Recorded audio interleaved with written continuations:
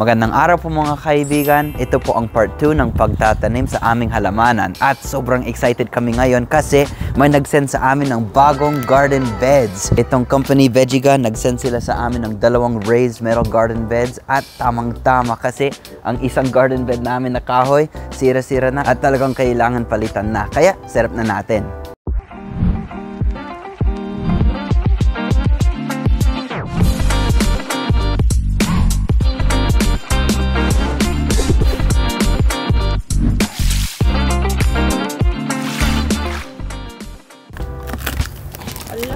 Grabe, luma na talaga ito.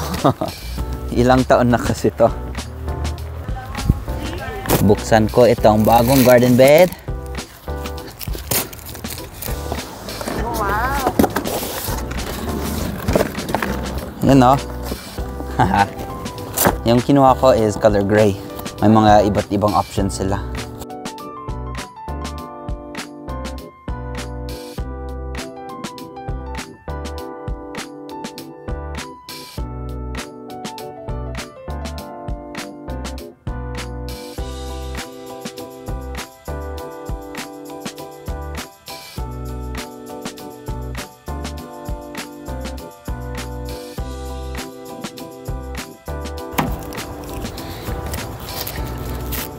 Perfect.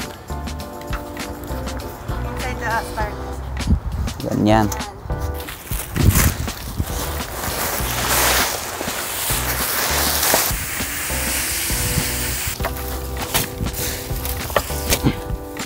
Tapos na ang unang garden bed.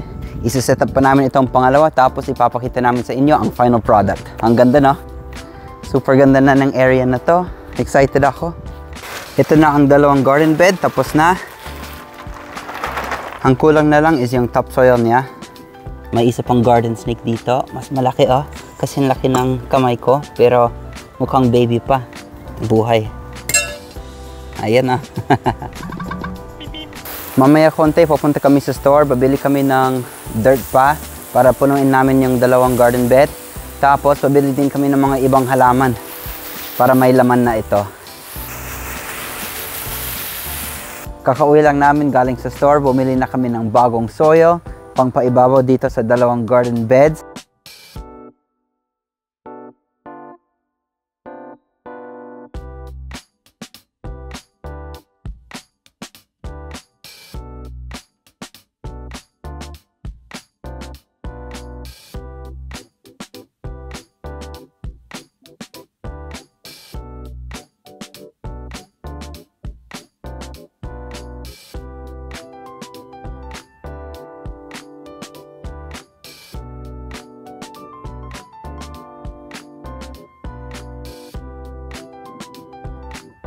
Tapos na kami sa 2 garden bed at ready na tayo magtanim sa wakas. Ano ang itatanim natin dito, be? Sana gagana tong meron akong buto ng ampalaya. Buto ng ampalaya, ah? Sana gumana. Sana. Bali, ampalaya dito. At ito ang kapitan nila. Papino ang itatanim natin dito sa kabila. Sana matatubo lahat ng mga ampalaya this year.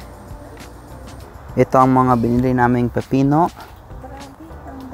Madami, super dami. Grabe.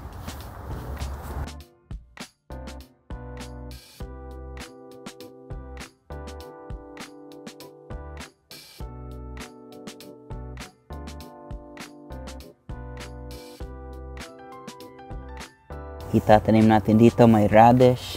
Tapos sa kabila naman, bok choy.